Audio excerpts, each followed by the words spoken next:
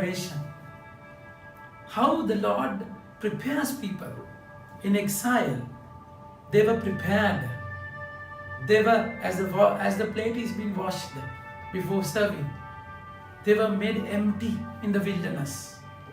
So pain, punishment is going to be a teacher. The pain, punishment is going to be a strength, a food in their lives. That's how the word says. Though the Lord give you bread of adversity and the water of affliction. See, normally a food or drink will sustain you, empower you, strengthens you. So this bread is going to be affliction and water of adversity. So that's how the Lord is going to teach us. So it will make you grow. The food will, as the food helps you to grow, this pain, affliction, trauma will definitely help you to grow. You have to own it, my dear friends. So to level the ground, you have to backhoe it. It causes pain. There is no other way.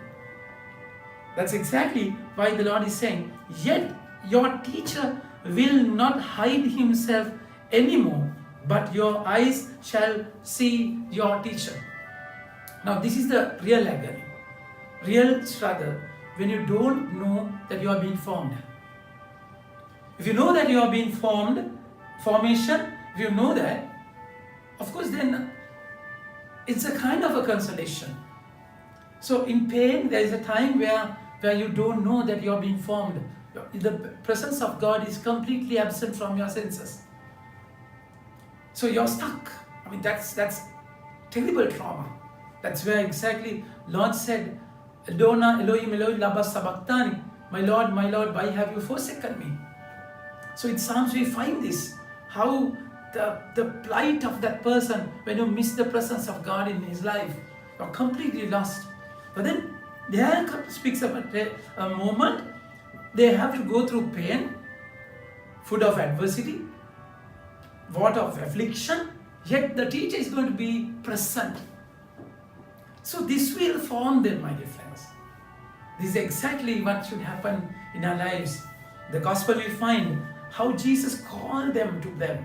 And he called to himself, he's called to him his 12 disciples and gave them authority over unclean spirits to cast them out and heal every disease and every affliction. These 12 Jesus sent out instructing them. So it's a empowerment and empowering and sending. So this should happen in our lives. In exile, my dear friends, in pain, you are being formed. The Lord is going to be with you. So that day, that joy and pain will intermingle. The people shall dwell in Zion in Jerusalem. You shall weep no more. He will surely be gracious to you at the sound of your city. As soon as he hears it, he answers you. There will be a time of answering, my dear friends. Your ears shall hear words being behind you saying, this is the way, walk in it. When you turn to the right or when you turn to the left, he will given and he will, what is the left? You will get the direction. And this is the way, and your ears will hear. Turn to right or left. You will have the direction. So in that formation, you will come to a point, you have been directed. And of course, there is pain, trauma, cross, you cannot bypass it. You have to go through them. But then that's going to be strength in your life. That's going to be food and drink in your life. The Lord is saying, and on the very lofty mountain and every high hill, there will be brooks running with water. The day of great sun slaughter when the towers fall. Moreover, the light of the moon will be as the light of the sun, and the light of the sun will be sevenfold as the light of 7 days. My dear friends, so there will be, so the glory is waiting. Glory is waiting. You're being called. to go through the pain, prepare yourself with pain for the glory. So that's exactly what the Lord is saying. He saw people like a flock without a shepherd. They are simply lost. So the moment you lose this, my dear friends, this food, this drink, this direction, this formation, you are just lost. Your life will be very vulnerable. That's what he's saying. When he saw the crowds, he had compassion for them because they were harassed and helpless, like sheep without a shepherd. So if you are, of course it's painful. Word is like a double-edged sword. You're being curtailed, controlled, governed, ruled, crushed, broken, cut open. You're being tested with the word. But then it's clear formation. It's strength in your life. So if you don't have that, you're just like sheep without shepherd. I mean, sheep without shepherd means the sheep will lose everything in their lives. Shepherd and sheep are connected with the word. That's how the Lord is going to lead us. Then he said to his disciples, the harvest is plentiful, but the laborers are few. Therefore pray earnestly to the Lord of the harvest to send out laborers into his harvest. So Jesus wants people like sickles. Their words should be like swords, because it is important that you reap the harvest. That's why he called them to himself and empower them. Empower means it's not a privilege, no. So to empower, they had to go through pain.